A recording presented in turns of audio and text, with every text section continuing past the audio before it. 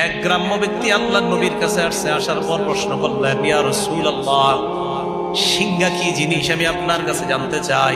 আল্লাহর নবী বলেন, সিংহা হলো একটা শিং। সিংহা কি? সিংহের মতো। সিংহা হলো একটা সিংহের মতো, এটার মধ্যে ফু দেওয়া হবে, এটাতে ফু দিলেই সব ধ্বংস হয়ে যাবে।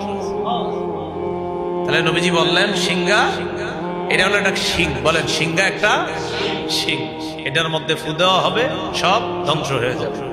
কথাগুলো কি বুঝে আসছে?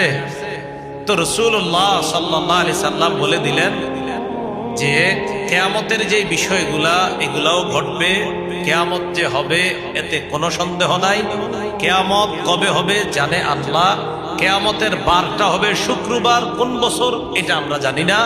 কিয়ামত হবে সবচেয়ে নিকৃষ্ট মানুষের উপর। আল্লাহ আমাদেরকে কিয়ামতের যেই ভয়াবহতা, যেই খারাপ মানুষগুলা থাকবে দুনিয়াতে, তাদের থেকে যেন আল্লাহ আমাদেরকে